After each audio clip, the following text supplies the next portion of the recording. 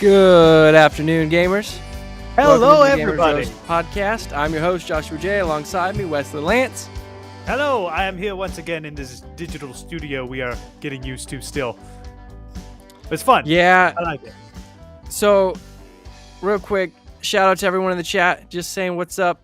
Hi, everybody. The ads are dumb. I try to get them out of the way as quickly as possible. Hopefully they won't be there for the rest of the show. I set it up to where it always happens at the very beginning. For anyone that's new, that's why it does that. But anyway. So what's going Welcome on, to the everybody? internet. Glad. Yeah, oh, I know. I tried to turn them off. Won't let us turn it That's- off. But anyway, it is what it is. So today is March. Oh gosh, forgot to look at the date. 25th. It's going to be March 24th 24th. when this goes up out loud. March 24th, and we're so glad Some you things guys never chose change. Dude, they never will. You know, no one ever noticed this when we did it, like when we Oh, pre-recorded. no, they because noticed. No, because Are you kidding me? You would always be like, today is March. Even on our fifth take, it would. Yeah, You're right. But anyway, we have a great show lined up for you guys. A special guest star is coming on to talk about some games, and we're super excited for that. But first, like always, we're gonna hop into the coffee of the week. Yeah. And this was actually sent to us, not sent to us, but recommended to us by Daniel Hernandez. So he likes I think it was the cold brew. Oh yeah, it was the cold brew, which they didn't Right. have at our local grocery store. So But if this is good, we might try that one soon. yeah, so this is the same company, but this La is a vanilla Colombe? oat milk. Yeah, look at Wes's because his isn't actually mirrored. Hey, look, I mine's figured mirrored. mine out. La Colombe coffee drafted latte oat milk vanilla. So I don't know. Fun fact, I have been drinking a lot more. Oh, am I still jammed? What's going on? Okay, sorry, Hmm? I froze for a second on Oh, my you're screen. good. I've been drinking a lot more oat milk than dairy milk just because I've noticed that when I drink cow's milk, I get like really sticky in my throat. I don't know if I'm like getting lactose intolerant or whatever.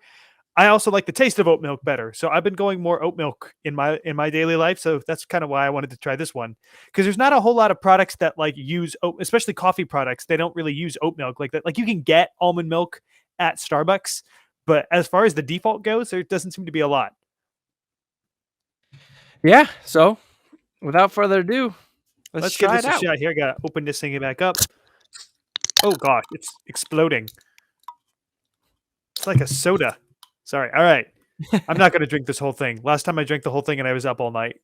I'm gonna drink it all.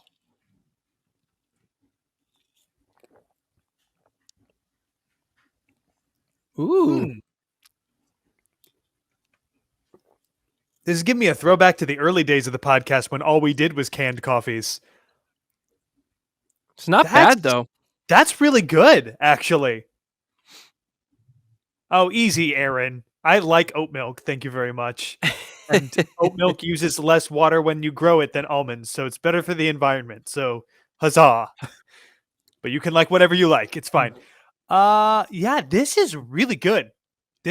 So one of my biggest complaints with a lot of the canned coffees we do is that they are overly sweet. It's just like I don't know what I was trying to say there. Just a ton of sugar and like no coffee. This is a really, really nice blend of coffee and the flavoring and the milk. Like this tastes like a really good latte. Like the more I drink it, I don't know. Yes. I don't like it as much? Like I'm not it gonna leaves drink a the rest weird of that. film on the top of my tongue. Yeah, it is a little sticky. But the taste is good. Yeah. So that's the main part. I will say I get that same stickiness when I drink like any latte with like milk. I think that's just the fact that it is still a lot of sugar. Like Yeah. you're gonna get a latte. You're gonna get like this has like 22% your daily value of sugar in it. So this is not a health drink. Don't go get one of these every day. But it definitely tastes good. It definitely was a good one. I gotta rating wise, I had to Yeah, pull up pull our up rating the. thing. 1 second. And for everyone that's wondering, if you're wondering, maybe you're not. Yes, this is a robe, but it's a morning show. Get over it. I can do what I want. It really just looks When like a you're shirt, dude. Like, I didn't even know you were wearing one when we first started. really okay, good. Well, Yeah. fine. Well, All now right. everyone Gamers roast knows. coffee scale. Glad we got that cleared up. That's at the top of everyone's mind. All right. It is opening up here. Hopefully it doesn't crash. I've been Yes, having a hard Seal. time. I am wearing pants, or am Oh, I? thank goodness. You guys may never know. All right. I'm gonna share my screen real quick before this gets too weird. All right, go for it. All right. Application window. Gamers roast coffee scale. All right. Where we putting this one? Gosh. For me, so the hard thing is we have so many coffees, and iced coffee is different from any other coffee. So like this is something that I would have in the middle of the day personally. Yeah. When I'm working outside or something, need to pick me up. This would be an amazing coffee, nice, chill. Like it would be nice. Like wouldn't be too heavy, but it'd be good.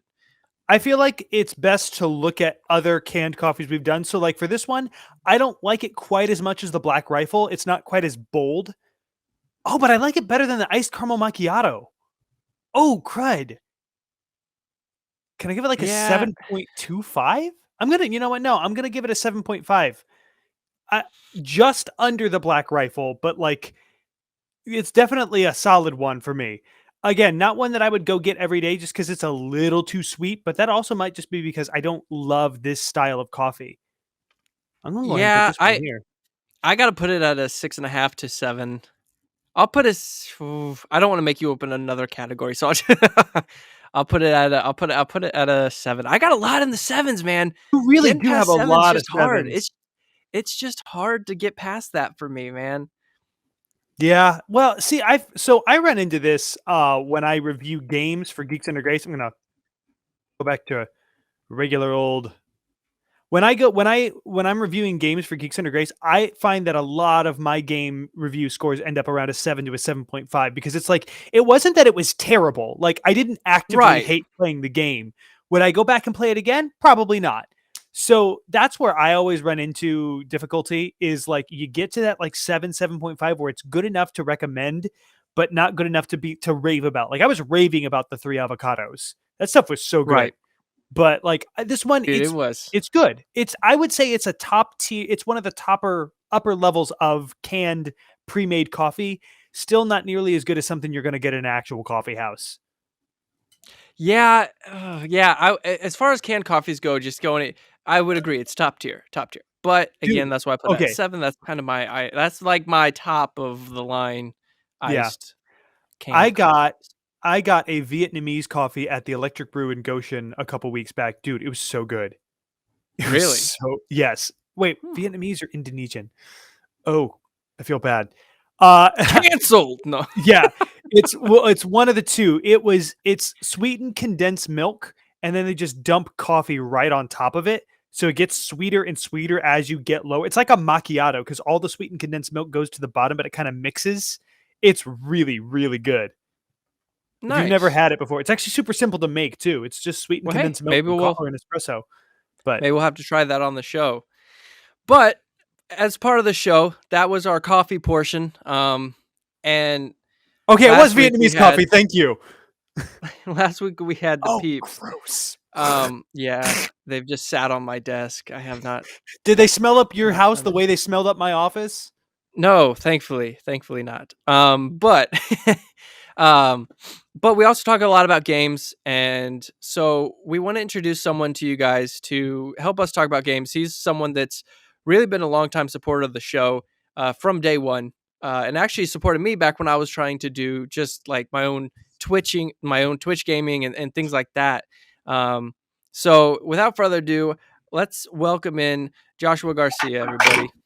Hey Hello. guys, Oh, there we how's go. it going? It's good to see you guys. It's exciting being on this end of the podcast. Being able to interact with you guys live and just seeing everything shake out. It's fantastic. It's a kind of a dream come true. Thanks for having me on. Wow. Oh It's yeah, awesome to have you. Like, I've really wanted to have you on the show for a long time, and to be able to do something, like collab with you like this, because it's, we've been supportive of each other's channels for, oh gosh, what, 3 years now? yeah. It's been a while. Yeah. So that's one thing I like about games, man. You can just make friends with people that live across the world. Like you literally live all the way on the West Coast, and we're more on the East side. So it's really cool to do something like this. So starting off, though, I do want to ask you something somewhat simple, somewhat difficult, I guess. Um, what's your favorite game of all time? Wow. So, Oh, you're coming out of the gates coming pretty strong. It tends to waver. I've gone through a lot of different iterations of gaming. It's tough because I have two primary games or gaming genres that I'm really passionate about. Well, actually three. One's kind of, it would be RPGs, like turn-based RPGs or tabletop RPGs, Metroidvania style games, and then like MOBAs, like esports style gaming. I think overall, though, what really just like grips my heart would probably be either the original Diablo or Chrono Trigger for the Super Nintendo. Ooh, that's a solid pick. Yeah. I have always wanted to play Chrono Trigger. I've never gotten a chance. I bought it on Steam, but I want to finish both Earthbound and Undertale before I get to another big ticket RPG. But I've heard fabulous things about Chrono Trigger. As far as it was made by the big three. And as far as like music and storyline goes, it has so many influences on most RPGs that you see today with, you know, the ebb and flow, the character development. I highly encourage you get through it after you finish like Ori and stuff like that, which we'll talk about later. Oh, yeah. oh yeah. Oh, God. So, what kind of is your origin story, I guess you would say, of gaming? Like, what? Before we did this podcast, we did one called. I tried making a podcast called Beyond the Console. So we went kind of. We wanted to go behind the scenes of people's gaming experience and see kind of what got them into the genre. And I was curious, kind of what drove you to gaming. My father got me into gaming with the original NES. He sat down one day, I was about 3 or 4 years old, and he brought home a system, a console, and he had games like Legend of Zelda, Tecmo Super Bowl, just like one of the original football games, Track and Field, Duck Hunt, obviously the classic Super Mario, Mike Tyson's Punch Out, and there was just such a wide variety of genres, and what they were able to do with technology always I found fascinating. And I began pouring hours into these games in my spare time, and I just kind of stuck with it through the evolutions of different cycles, would be the Sega Genesis, going into 16-bit, into Super Nintendo, and I think that's kind of where my heart resides as a gamer, and still kind of a lot of that 16-bit style gaming. There's something that ages incredibly well with the bit style music and the art style.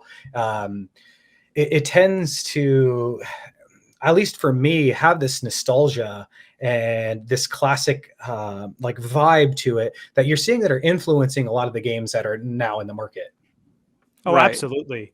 Yeah, you see it everywhere. I think it's interesting you mentioned that 16 and 8-bit games tend to age better than like when you get a little bit further ahead, like PS1, GameCube era. Like usually when we look back on those are the games that get remade because oftentimes they're ugly, and like a remake usually brushes them up and just makes them, a good remake just brushes them up and makes them pop a little bit more. But you don't see a lot of remakes of those 16-bit titles, or if you do, they're bad. Because there's like there's something special about I think it's the art of pixel art, like the loving the craft that goes into it. Like pixel art is its own thing, and it's interesting. You also mentioned that what they were able to do with the technology, because oftentimes the greatest pieces of art come out of limitations, and the limitations of the 8 and 16-bit generations just.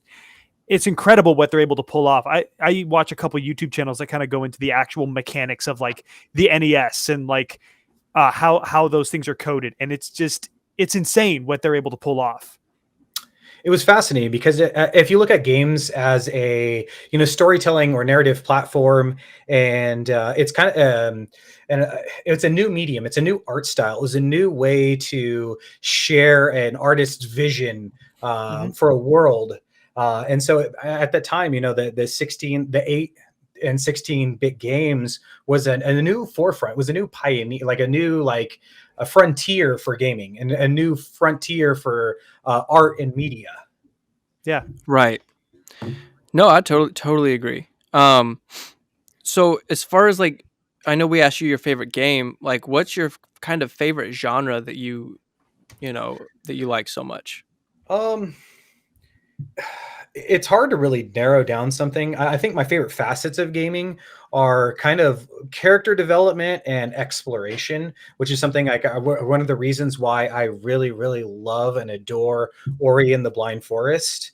I think intrinsically they've done something, they've captured a living and breathing and vibrant world. But it's really hard to say because I enjoy esports and competitive gaming.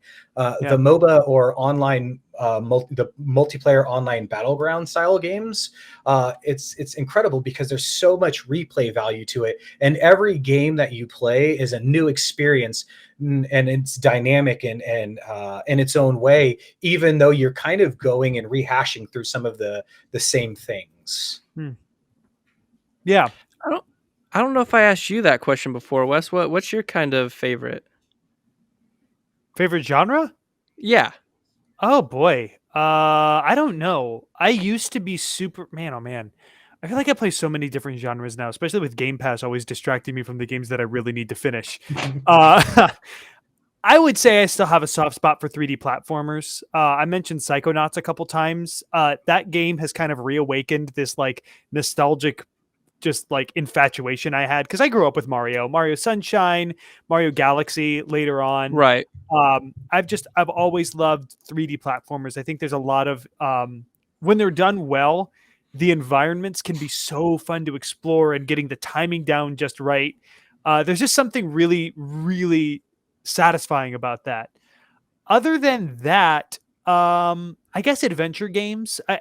Whatever you would classify, I guess Zelda is like an adventure, like puzzle adventure game. Mhm. Absolutely love the Zelda series. You could even call Spider-Man, because I've been booting up Spider-Man PS4 last couple days trying to finally knock out the rest of I finished the main story and the DLC. I want to knock out the rest of the missions, but like that's like an action adventure. I don't know. I kind of agree with Zeal that I really enjoy the stories that games can tell. My big thing with RPGs is mainly the length. They're usually like easy 30, 40-hour experiences that you have to delve into. I got Final Fantasy VII along with 7 Remake, and I played through the first portion that the remake covers. And that's like the first like third or fourth of the game, and it took me like 10 hours. So I still have like 3/4 of the game to go. And there's just so much of an investment. I do like RPGs. I just have a hard time staying invested. Yeah, I like RPGs. That has to be by far my favorite genre, and the reason being is like Skyrim and like Outer Worlds and things like that. To me, Oblivion, Fallout, I like the ability and creativity to do it. And being a father, like you would think, oh, well, you don't have a lot of time to play, yada, yada. It's like I actually have more time to play those games than I do multiplayer experiences, because with multiplayer, I can't pause and do something. With those games, I can pause whenever I want and take care of and go back, play another 10 minutes, pause it and go do something. And so for me, the single player experiences usually for me, or turn-based, I used to hate turn-based games. I used to hate them with a passion. I was like, it's not realistic. It's a game. It's not supposed to necessarily be realistic. So for me, turn-based has taken on a whole new meaning, especially since getting married and then now having a kid. It allows me to think strategically, so strategy and RPGs, but like those two genres are my just go-to for sure. Which I need to get Elden Ring. I need to try that out. Oh boy. I absolutely love turn-based RPGs. That's actually my preferred style. It's why I don't love the classic Final Fantasy games, because the ATB meter makes me feel less turn-based. I always feel like I'm being rushed to pick something because the enemies are going to, attack when their ATB meter fills up. I think it was Right. sparked because I absolutely love Paper Mario. And that's Mhm. like, baby's first RPG basically, but it's so much Yeah. fun and so beautiful. I love the stories it tells, and I love the combat system because it's simple enough to grasp, but when you really when it comes down to customizing it with badges and getting the timings down, it's really satisfying. So I know we only have limited time, but I want to throw a curveball at each and every one of you, because it's not every day that a fan and a member of your community gets to dive deep into like your thought process. And so I'm going to redirect that question to both of you. Oh What no. brought you Okay. guys into gaming? What brought you guys into gaming? Oh my. Uh-huh. Well, so do you want to take it first, Wes, or you want me to? Sure. Yeah, I can take it first. Zeal, kind of similar to you actually. My first memory is playing the SNES with my mom.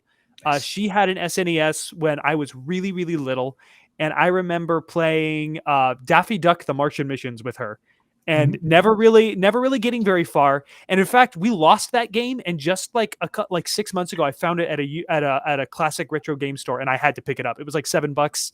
I was with Michaela. I was like, I'm buying this game. I don't know if I'm ever going to play it again, but I need to get this game. We played that. We played Super Mario World. We had the SNES Star Wars game. And I remember playing these games with her probably when I was like 3 or 4 years old.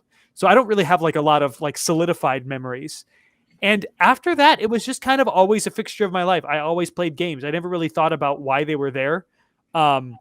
Specifically the GameCube generation, that's the one that I actually remember like having a lot of memories of playing Mhm. Kirby Air Ride with my siblings, playing Super Smash Brothers Melee, Paper Mario, Thousand Year Door, one of my all-time favorite games, Mario Sunshine. That's just kind of where it solidified. Like, no, this is the thing that is really important to me.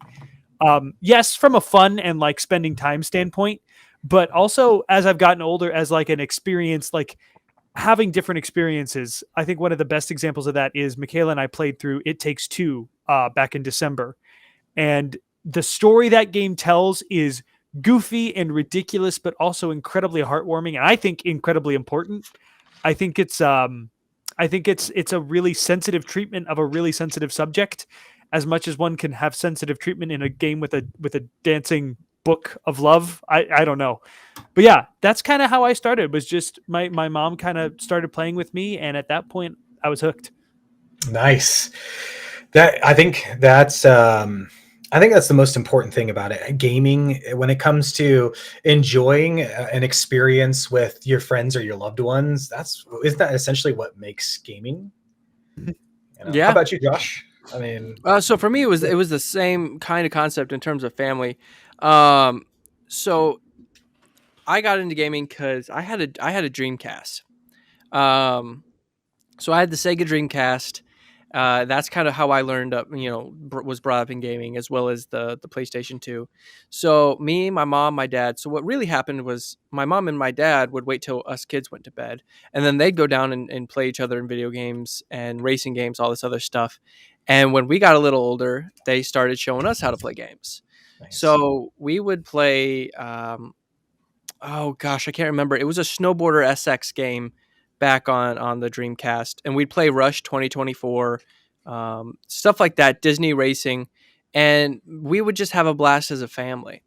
As time went on, me and my sister started playing a lot of PlayStation 2 and playing like street basketball, so NBA Mhm. Street, and she would beat me every time.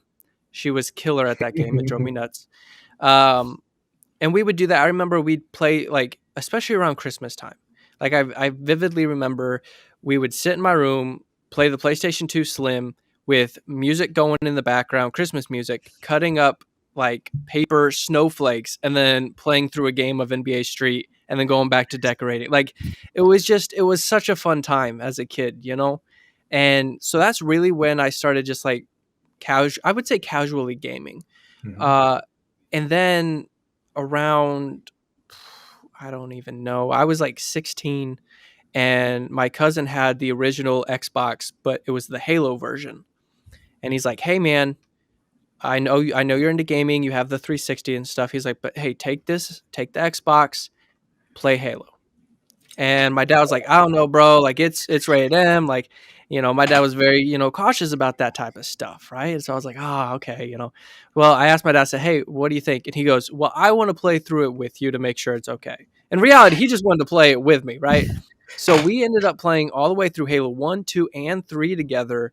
And the addiction was And born. just, oh man, we just had a blast. Like me and we playing through all 3 campaigns was something I'll never forget that I got to do with my dad. And so that was amazing. And from there, yeah, I was hooked.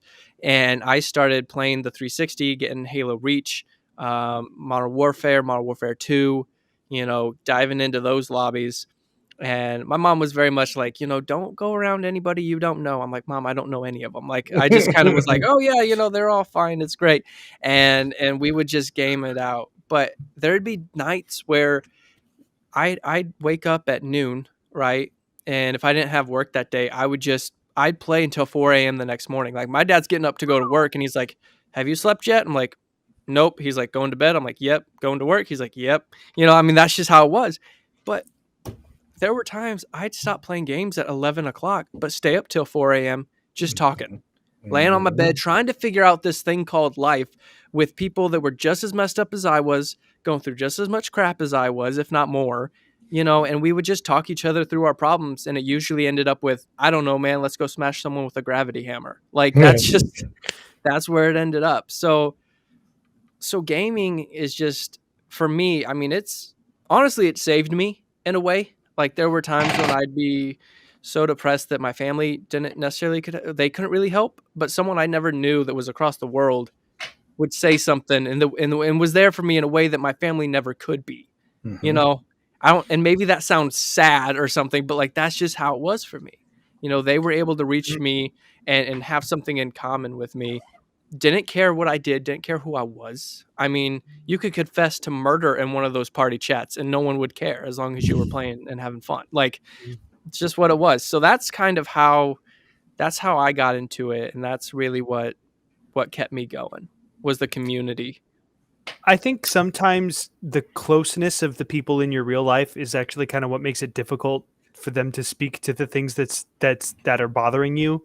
Like the fact that this is a random person from across the world that you're probably never going to see in real life kind of makes it easier to speak bluntly because there's no baggage there. There's no subtext. Like you're not going to have to get up the next day and look at that person and be like, "Oh, I forgot. I told you all of my deep, dark secrets." Like this is a person that doesn't know you. It's like talking to a counselor. You know what I mean? There's no bearing on your everyday life. I think in a lot of ways, that's what makes it easier. Absolutely. And a shout out to Derek real quick. He goes, "Well, what about playing with your brother-in-law?" Well, yes, there is that. That's a lot of fun. That happened up very recently. But look, me and him. Okay, so here's the deal. We play Madden a lot together. So we have an insane rivalry. We're both very competitive. He brings out my dark side when I play Madden. I get yelled at by my wife to, calm down. It's just a game, yada yada. Like you would think that shooting games would make me mad. No. Trying to beat my brother-in-law in Madden, holy crap. I go off sometimes. But that just means he's good. He's I can't say he's better than me. We're pretty equal. He'll fight me on that one, but we're pretty equal. Of course you're going to say that. Yeah. But he's really not. I have to say that because he's listening, but no. Let's move on. Let's get out of this. Let's move on. Forget about that. Topic 2. Unless, do you want to do the roast of the week, Wes, or you want to move on to the? Can we do the roast of the week? Because I want to complain about Nintendo again. Yeah, let's do it. So roast of the week, Nintendo again. I have a love-hate relationship with this company, man, because they're the company that got me into games, but they got to stop doing stupid stuff. So GameSpot.com. The Wii and DSi users can't download past purchases right now. The shops have been down for several days. This is an article by George Yang on GameSpot.com. The online shops for the Nintendo Wii and Nintendo DSi have been offline for several days now with no word on when they'll be back up and functioning. First spotted by Nintendo Everything, it looks like the Wii Shop is not working as it's supposed to. When users boot it up, they're greeted with a blank white screen. Game Explained posted a video testing the Wii Shop on the Wii U console. After waiting about a minute or so, they're given an error code 209601 notification. This specific error means that the user's personal connection is being interfered with and is not allowing them to connect to the shop. However, the issue is widespread, even being experienced by users in Europe and Canada, indicating that the outage is on Nintendo's side. So far, Nintendo hasn't responded to this problem yet, and there's currently no timeline as to when the Wii Shop will be restored, if at all. We've reached out to Nintendo for comment and will provide an update if we hear back.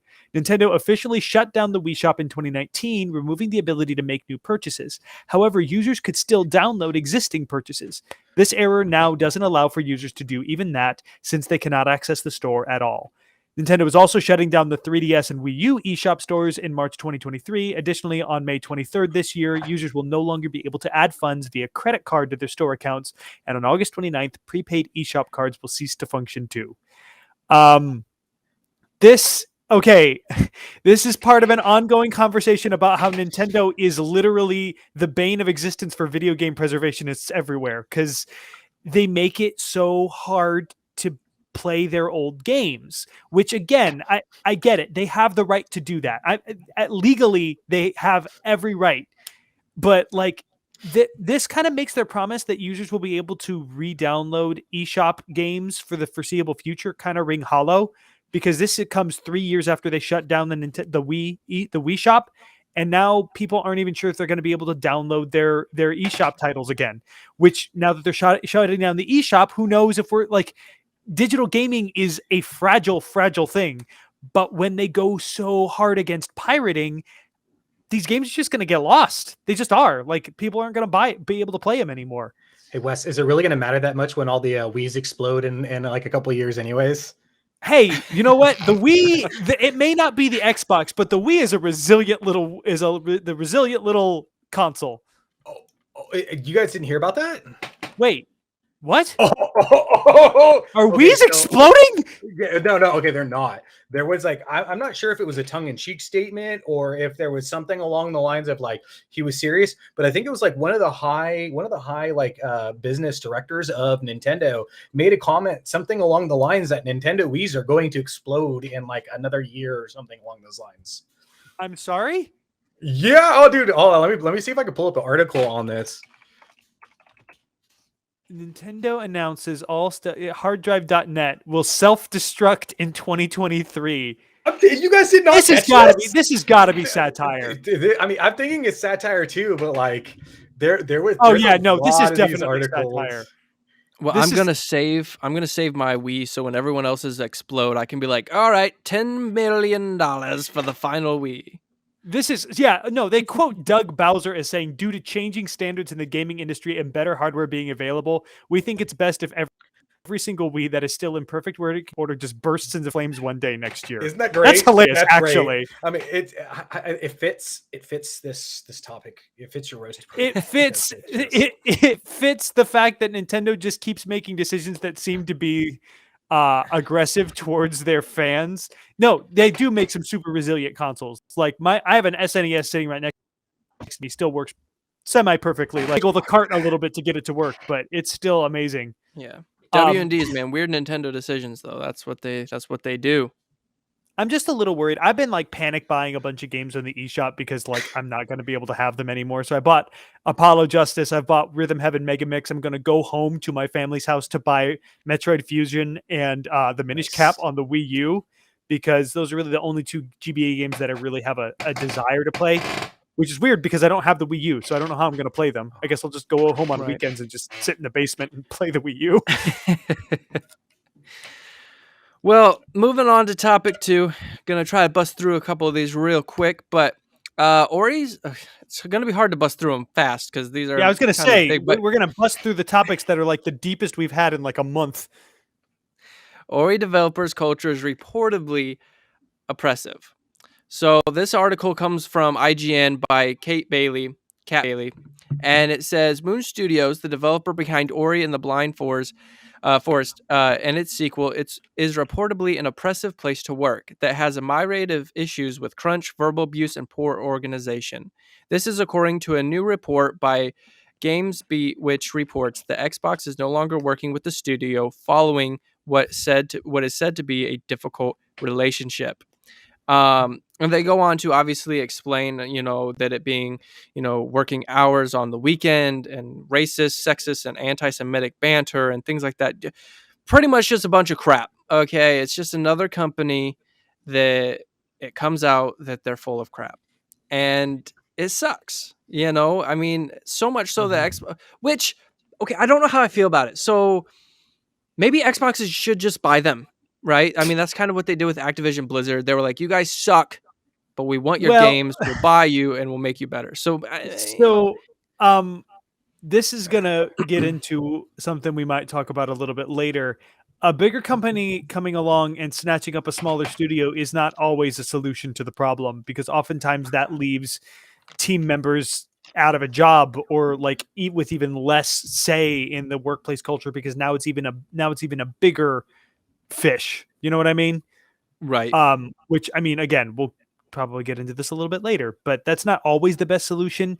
It does seem like Phil Spencer has a goal of cleaning up the industry. Now, is the best way to do that letting him buy everything? Probably not. It's a bummer. Like, I heard a lot of amazing things, and it scored really high on Metacritic, and for it to come out that's kind of how they did it, it just it's nothing on like the developers who are doing right, who are really trying to make the game, who are doing what they need to be doing, but for those that are making those comments, making those remarks, doing those things, and then on the people that are high up and in charge to not crack down on that stuff, and then on top of that, to again, we talk a lot about this crunch, right? Like making people work more. And one person said, well, I have crunch at my job, and it's like, well, what's your job entail? It doesn't entail being an essential employee. I mean, these are video games. Like, I get that they want to make these games as fast as possible and put them out and things like that. But in the grand scheme of life, someone that is putting groceries on a shelf and stocking the shelves of Walmart is more important in a way than someone that's developing a game. And that's nothing against people that develop games, but games are for our entertainment, right? And if it takes an extra 6 months to a year to produce a game, then so be it. You know what I mean? If that means better mental health for those that are making it. And ultimately it doesn't go down to that, though. It's because it's the investors that are pushing the story. It's the whole thing with like CD Projekt Red and them pushing out all this new stuff. They're talking about releasing a new Witcher game. Is it ready? No, but they're pushing it and pushing it and pushing it because they need a new source of income. Yeah. And even that, it's toxic. Go ahead. Well, that's where a lot of these toxic environments come from. It's just like the constant wearing as a, stoned on wind, whatever. You're just grinding these things down, and then things start slipping through the cracks. I mean, should anybody ever be forced to deal with the bombardments of racism or sexism or anti-Semitic banter? I mean, honestly, there are jokes, whatever. I mean, do we all make jokes at ourselves? But there's a certain amount of like, hey, when is in a toxic environment? And people, a lot of these times, they don't say anything about it. Instead of being like, hey, I don't think that's acceptable, they allow these things to snowball instead of putting up a barrier. I'm honestly very, very disappointed to hear this report. I am a huge fan of the Ori and the Blind Forest, the Ori and the Ori Studio games, the Moon Studio games, but there needs to be some form of oversight in these businesses. We're starting to hear it a lot. Should they be acquired by Xbox? Maybe, maybe not. But I mean, either way, Xbox shouldn't be the lead in doing this. Yeah, the policeman. They shouldn't have, I got to buy you. You got problems. Activision has problems. No, this should be a culture thing. It's a work culture thing. And what we as a society are allowing to happen is unacceptable. And eventually we're just going to have to stop allowing it to happen with our wallets. Yeah. Well, so I read an article today about how game boycotts often don't work. However, they still might be the right thing to do from a moral standpoint. that they're basically making the argument that though game boycotts generally don't work just because not enough people care, and people don't usually listen, that there is something to be said for taking a moral stance in not buying a game because you have problems with the culture that it was developed under. I think the difficult thing about this, though, is that like we can have cultural changes all we want, but it really does come down to money, and not even our money. It's the money of the people that own the companies, the people that give money to the companies, the stockholders, the shareholders, which a lot of people are crying out for unionization, saying that that's the way to give workers a right. I don't know enough about unions to say whether or not that would work, because I've kind of heard conflicting reports that sometimes it's great. Sometimes unions make it harder because now you still have terrible bosses who are in charge of the union, but you can't get rid of them because it's a union and you're paying union dues on top of all of the other stuff. So I don't know enough about economics. I will say, from what little I know of worker history, unions have historically been a pretty good thing. When you look at like laborers, like metal workers, and basically any kind of blue collar worker, unions are kind of the way that they avoid being trampled on. This is just kind of a problem. I'm trying to figure out how to word this. This is just a problem when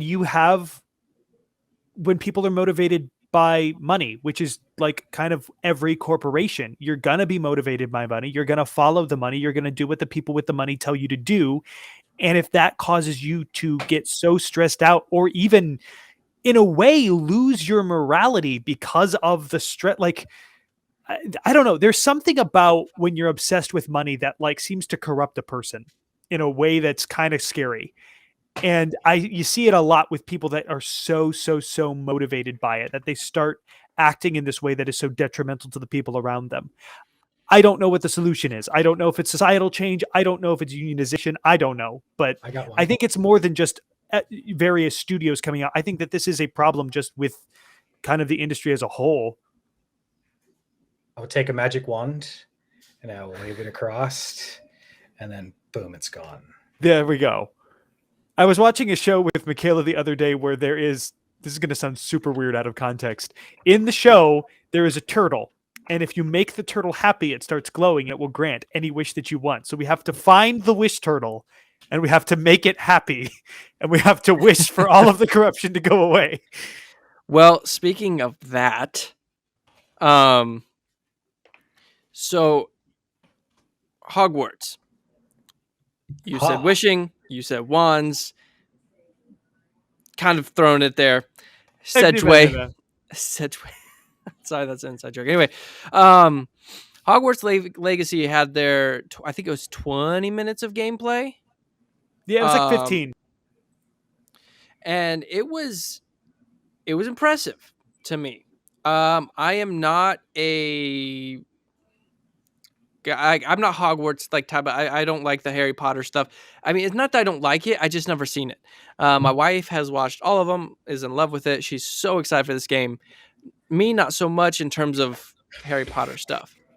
But watching this gameplay, I am so hyped for this game. You don't sound hyped, Josh. There should be some. I want to hear some energy in your voice, man. This is going to be hype. I'm not a huge Harry Potter fan. This is going to be hype. See, it's not that I'm not that excited. It's just I have a big like wait and see moment. Like my last big RPG was so conditioned now just to be like, oh no, I want to just let it go. Just I can't. Like my last one was. Josh has been hurt before. Okay, you can't push him to do this again. Cyberpunk 2077. It's a great game. Ouch. I was like mind blown. I was so excited. And it came out and I got it day one and I played through it, and there was some amazing storylines in there, right? There was an amazing relationships you could form in that game. There was my ending was amazing, but the game itself was so lacking and it hurt. I expected so much more. And so I've been scarred, man. After all these, I've been scarred. The last amazing RPG that I can say I totally was in on, Elder Scrolls, Skyrim.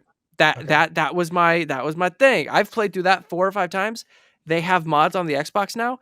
I'm downloading and I'm playing it again. Like, I don't know. So what would it take for this game specifically, to hit all of those like major defining points to make this next epic adventure game for you?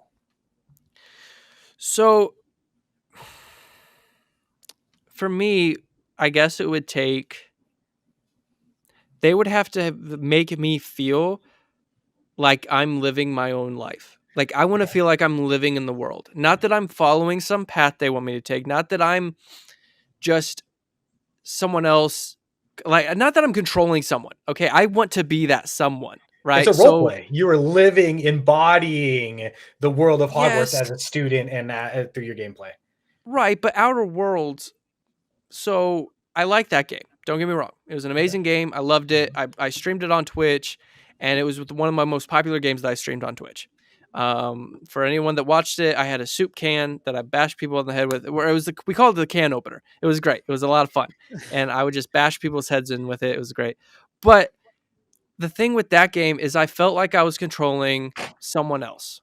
I felt like I was playing someone else's story, and with Skyrim, I played through that 4 times and it felt like a different game every time. One game I was just a simple farmer and hunter, as you know, and did that thing. Another time I was a family man. And then one time I was the guy that separated the land and divvied up the countries, became dragonborn, and like did all the cool, awesome things.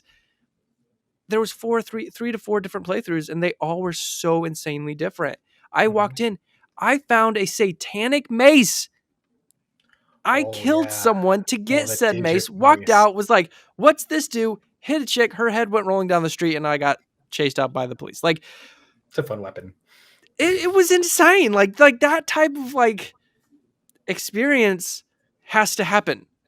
I need a satanic mace in this game. I don't think you're going to find that in Hogwarts Legacy. You never know. I mean, it could be pretty dark. You're going to be able to pick up and swing the basilisk. That's what's going to happen. I think it's going to be a little linear.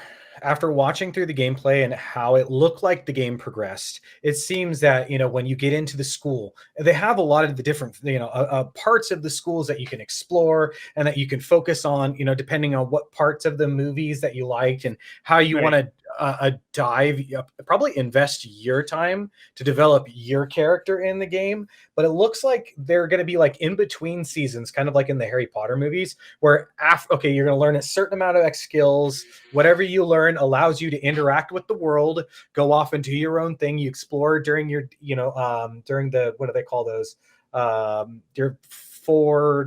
Anyways, in between school sessions, and then you're able to come back, and it seems like you go to school, you learn what you need to, and then you go out and take whatever you've learned into the world, and you get to explore dungeons and monsters and whatever, and then you come back to the school again for your second season, you learn some more, and then you get to go back out and pour all that into the world. So it looks like you it seems like there is a little bit of an overarching storyline in the progression.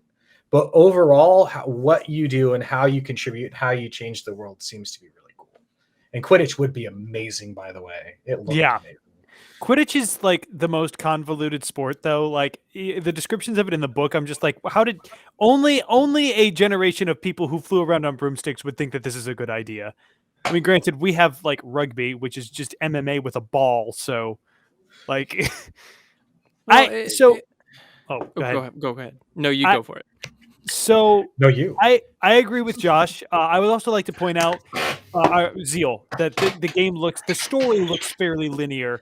I would also like to point out that they seem to have crammed Animal Crossing New Horizons into this game with the weird like the pets and the island builder in the room of requirement. Like what?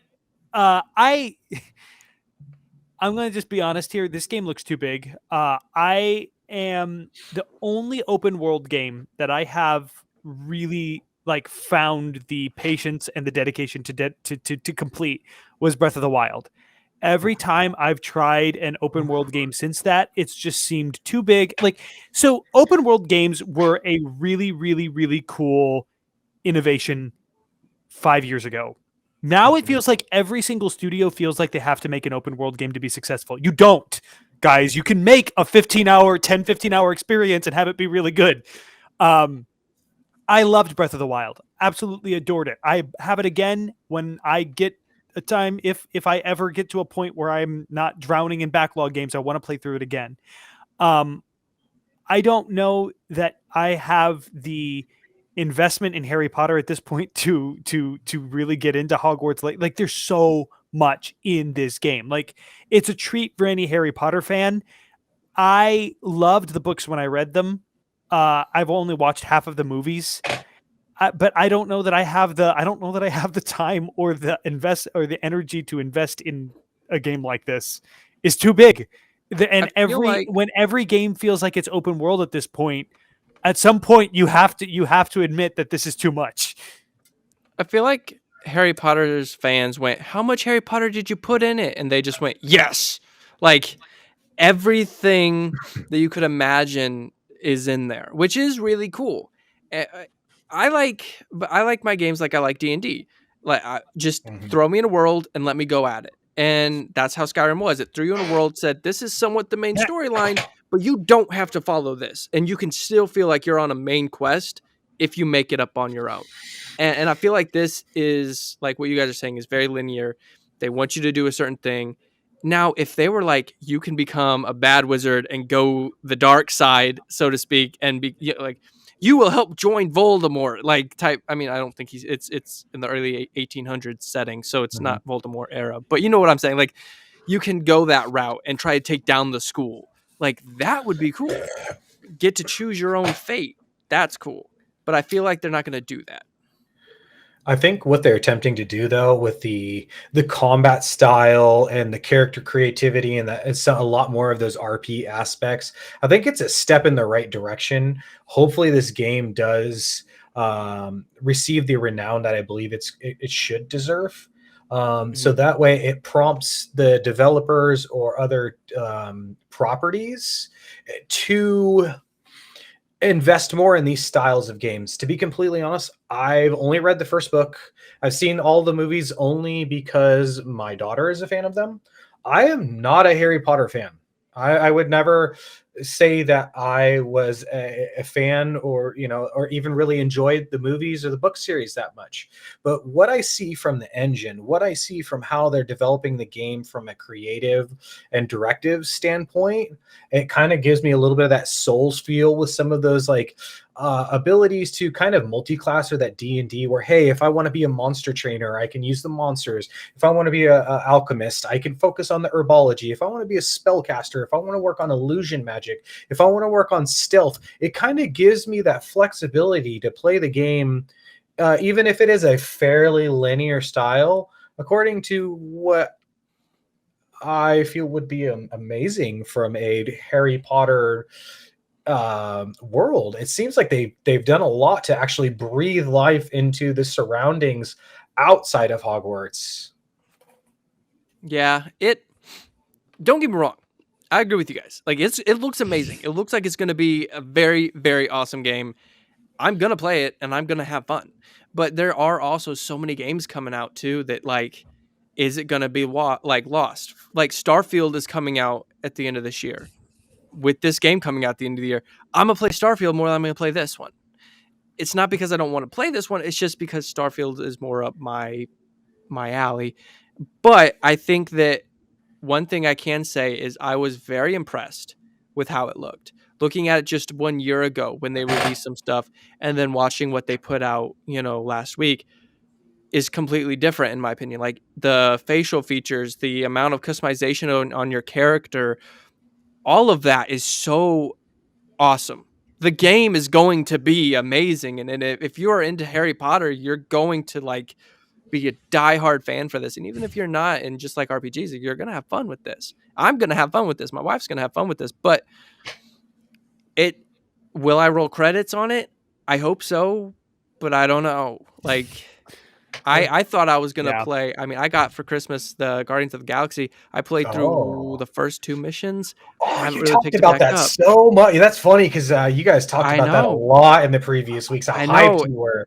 Wes was saying he And doesn't have enough money for it, and you're like, "Oh, I'm so excited!" I know. And then I ended up buying it. I ended up buying it around Black Friday because it was like half off. It was like $30 at GameStop. So I ran down. Michaela and I were in Arkansas for a vacation, and I made her brother-in-law drive me down to go get it. And I haven't gotten a chance to play it, not because I don't want to, like I really, really want to, but I don't want to add another game to my list. Right now I'm trying to finish up Final Fantasy, and like I said, I'm trying to platinum Spider-Man. Once I finish those 2, I want to get it. I think I will roll credits on that one though, because again, it's kind of that action adventure-y sort of thing that I like. See, that's the thing. That's the thing about this type of game that bugs me, is I am very much more of a mission-based person. Like, I think what I like about Spider-Man, it's kind of like approach to open world, quote unquote. Like, it's, I guess, technically open world, but it's very mission based. You always know where you're going. You're zipping around to your next place. When it comes to these huge worlds where you can just get distracted by everything, I will. And then I just end up never completing it. So that's why I'm excited to get to Guardians, because it's just like, go for it. And like, it hits the spirit of the Guardians while still keeping you focused. Because I have... Do it? Go ahead. Finish that thought. Oh, I have ADHD when it comes to games. Is basically what I'm saying. Is I need the game to say, no, this is where you're going. This is what you're doing. Go. So you're playing, let's see, Spider-Man. You're playing Final Fantasy, and you're playing Ori and the Blind Forest right now, right? And I'm also playing Hades, and I'm also playing Psychonauts. Nice. So this is my problem: is I have like 18 games that I'm playing at one time. I also every once in a while will pop on Mario Galaxy and try to finish it up. I'm also like. I bought Ghost Recon Wildlands that Josh and I need to get back into at some point. Oh my gosh, yes. It's fun. Okay, I will actually I'm going to disagree with the comment. I actually feel like Breath of the Wild is the only open world game that I felt has like gotten the blend. I understand why you would feel like people would feel like it's too open. It really is, but like I don't know, there was something about the way Hyrule was designed that I felt like I was always being directed in the right direction. Like, I always felt like I knew where I was going. I got distracted like crazy. Like, don't get me wrong. I put like 100 hours into this game, and I never even was able to like 100% the game. I also liked the weapon damage. I'm going to disagree there too. I thought it gave me the opportunity to try so many things. I couldn't just find something I liked and stick with it. The game was like, no, you're going to learn every weapon and you're going to like it. And I did.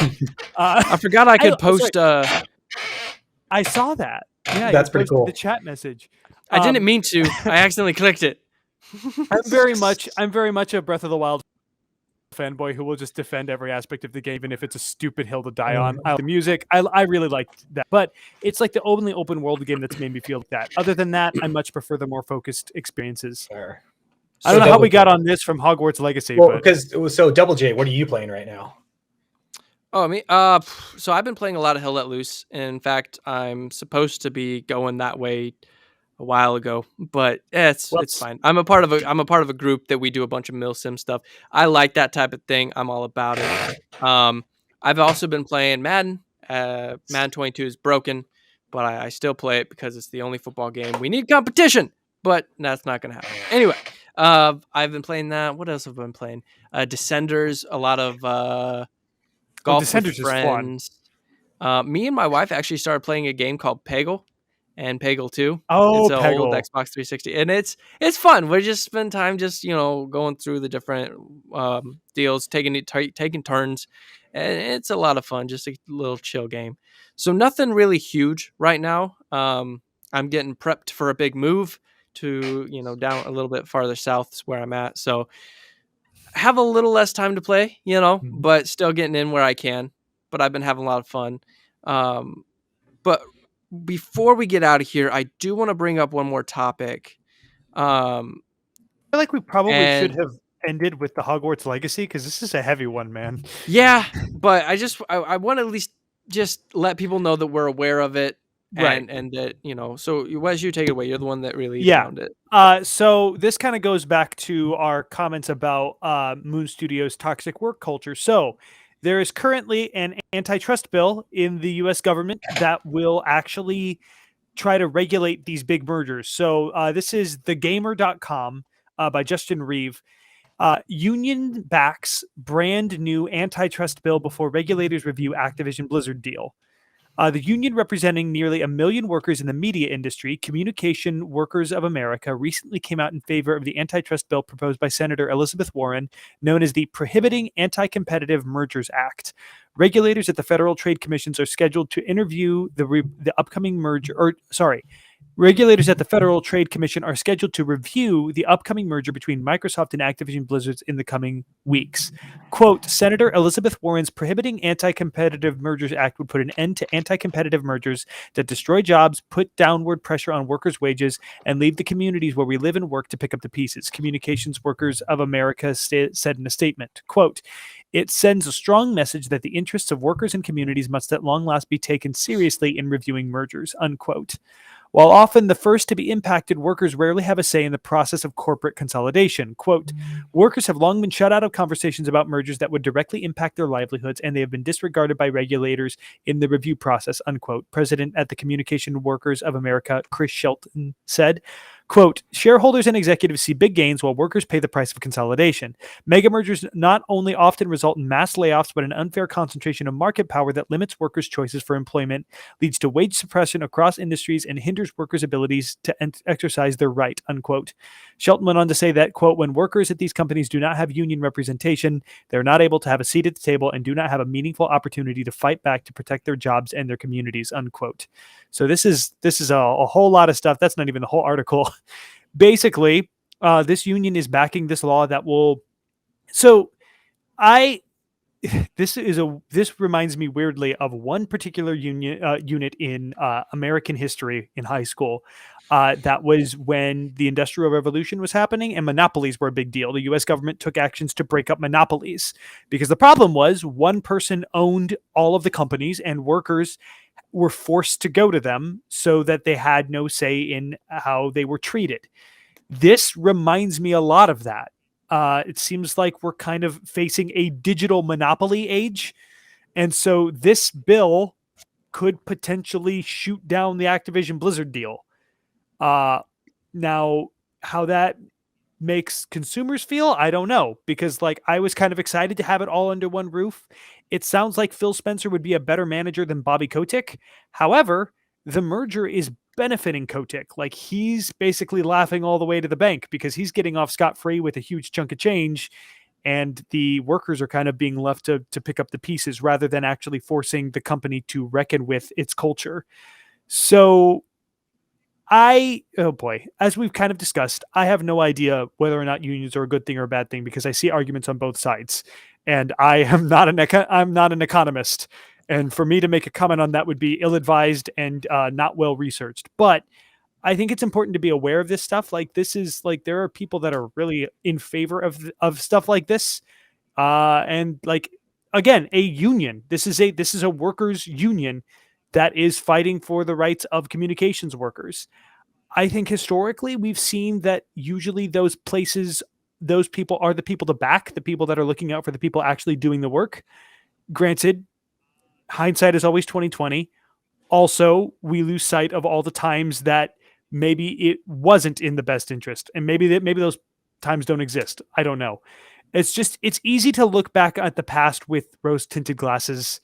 And I feel like I'm taking a really roundabout answer here without taking a side. And I'm sorry for that. But I honestly don't know that I can take a side because I don't feel informed enough on the topic to really have strong opinions about it. But I thought it was important to at least bring up to say, hey, this is a thing that's happening. We should probably be aware of this, especially given our conversation about Moon Studios.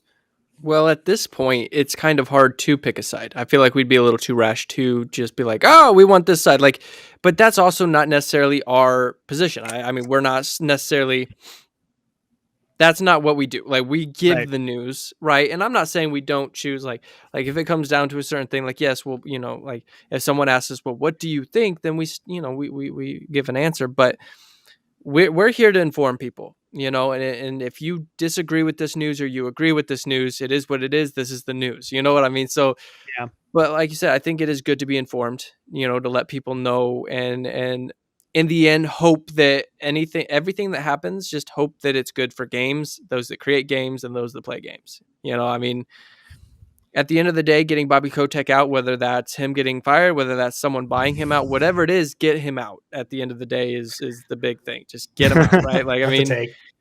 so That is a take. That is a like, take. I mean, As the kind of part-time or just as a temporary guest star, do you mind if I actually put my 2 cents in on this one? Oh, absolutely. Sorry, I didn't mean to go on for as long as I did. No, not a problem at all. Honestly, I think it's a good thing that they've decided to take a step back to review how this merger is going to affect the lives and wages of these individuals. A lot of them have been trying to get out from underneath the oppressive nature and rule of Activision, and they've a lot of the management have been trying to stifle a lot of these workers leaving the company looking for new positions. So I think it is a good thing that they're shining a spotlight on the company and on these workers. I don't think it's necessarily a bad thing that the merger were to happen. But if they begin merging a lot of the studios and people begin losing jobs because of that, it does affect the industry as a whole, because now you have a lot of these people that, this is their livelihood out on the street. Monopolizing is and isn't beneficial. Having when it comes to the relay of information, if the foundation and the structure is great, it leads to a lot of optimizations and efficiencies, but it could severely hinder the industry as a whole, because you have all the ideas only coming out of Microsoft Activision or Blizzard Activision, as opposed to a lot of these indie studios. But you know what? Honestly, it's not a bad thing. A lot of these companies, a lot of these people that have worked in these, once they lose their jobs, they go and develop their own indie studios and become the next Blizzard Activision. We've seen it with Moon. We've seen it with Blizzard Activision. We saw Blizzard North. A lot of these people, they start, okay, I don't like how things are working, so we're going to go work on our own projects, and eventually they get funded. Right. So it's important for us to talk about. It's important for the merger to happen for us Xbox fans. But ultimately, gamer developers love creating art. They love creating their games, and they're going to find a way to do that. Hopefully that doesn't conflict with taking care of their family. I think seeing the merger as a good or bad thing really depends on whether or not you trust Phil Spencer or Xbox as a company. Because that's the only way that it's good, is if it's managed well. I've kind of been of the opinion that monopolies as a whole are kind of destructive, just because it limits options for both the consumer and the worker. If you only have one, it kind of reminds me a little bit of Mr. Potter in It's a Wonderful Life. Like, he owns the whole town. Like, anywhere you go, you're going to Potter. That's a monopoly to me, is like, you don't have any choice into who you're supporting. On the other hand, yes, it does make it more efficient. And in the case of Activision Blizzard, that's probably the only way we're going to see that company improve, is by an external company coming in and basically taking charge and saying, this is not the way we do things here. So there are benefits. I think it's kind of a pro and con list, though. I think you have to weigh the pros and weigh the cons and weigh it against your personal convictions. I kind of usually tend to land on the side of the person actually doing the work, which kind of tends to put me at odds with the people making the big bucks. But I think that those are the people that generally get overlooked when you're looking at the Activision Blizzard culture. It was the women that were being harassed that were the ones that were being silenced and overlooked and not listened to, because their complaints weren't valid, or they were just making stuff up because it didn't serve the interests of those that were making the big bucks to listen to them. So I think when you see enough of that, it tends to put a sour taste in my mouth when we look out for the interests of the people that are making the big paychecks, which is generally who benefits from mergers like this, unfortunately. Well, and in terms of like, so I want to share two comments real quick. Like, this one from Captain Skittles. It says, would a monopoly in a gaming industry be beneficial when it comes to the development of games, or would it hinder it? And then Zashmiel actually responded to it and was like, well, look at it this way. On one hand, under Microsoft, we could see actual game improvement from Activision Blizzard. On the other hand, we have potential job security on the line. My thought on this was, so it's kind of two-sided for me. Like, yes, on one hand, I feel like Microsoft would make it really good.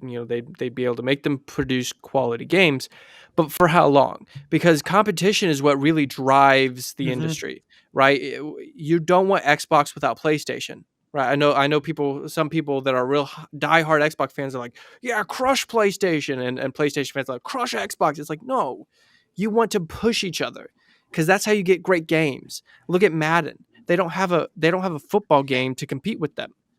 So they make a crap game every single year. Do I buy it? Yep. Why? Because I want to play football. They're the only person I can buy it from, even though it sucks. But I buy it. You know what I mean? Because that's what happens when you don't have competition. So in terms of, like, yes, I want Activision Blizzard underneath of, as Zeal said, and then there's Nintendo. Sorry, yeah. Hey, he's not wrong. But I want Activision Blizzard underneath Microsoft and Phil Spencer, because I feel like he would do good. But there's a problem with having, a dictator. You can have a really great ruler of one person, and that person's a great person and does everything right. But when their successor rises up, he's in charge of everything too. And who knows if he's going to be good or not. And if he's not, you're stuck with him unless you have a coup and you overthrow him. I don't want that in the gaming industry. Yes. What I do, on the other hand, like, I don't. It's kind of, that's what I'm saying. It's like, you hear the gamers tweeting the song. It's a catch-22, and we could go on and on about this forever, but we've already been going for an hour and 15 minutes. Yeah. So we kind of got to end this. But real quick, thank you, Josh, so much for coming on. Yeah. If you guys want to follow Josh Garcia, he's at Zealotos1 on Twitch. That is the correct one. That's correct spelling, correct? Yes, correct spelling. For your Twitch. Yeah. So Zealotos, please. Zealotos. Oh, Zealotos. Yes. I'm going to pronounce it like it's Greek. Zealotos. I always say Zealotos. I don't know. That's how I've said it since day one. I'm just teasing you, man. Sorry. Just say how it is. Zealotos. Oh, dude. Or get lost in the rain. Thank you so much for having me on. It's been wonderful hanging out and chatting with you guys. I look forward to seeing how much this podcast continues to develop and grow. You guys are wonderful. You guys got a wonderful thing going on here. We appreciate that, man. It definitely means a lot. Yeah. Thank you for bringing your viewers, man. Everyone in the chat, you guys have been amazing. It's been amazing to chat with all of you guys. What's up? Can I follow thoughts? Thank you again to the viewers, everybody from Eternal Zenith. I appreciate you guys all. Thank you for being the family. That online thing that we talked about earlier, man, you guys are thicker than blood. And it's because of you that these types of things like podcasts and us as streamers and these communities continue to grow and thrive. So special thanks to each and every one of you. Yeah, it's been a blast having everybody on here. I was watching the comments when we were talking about that online community, and everybody was just like, yeah, you guys are my family. And I was like, oh, this is so wholesome. Well, thank you guys again for watching. Drink coffee, play lots of games, check out the off-season football news, because I still love football. Been crazy free agency. And again, just thank you guys for everything. And we'll see you guys in the next one. Catch you guys next week. Bye.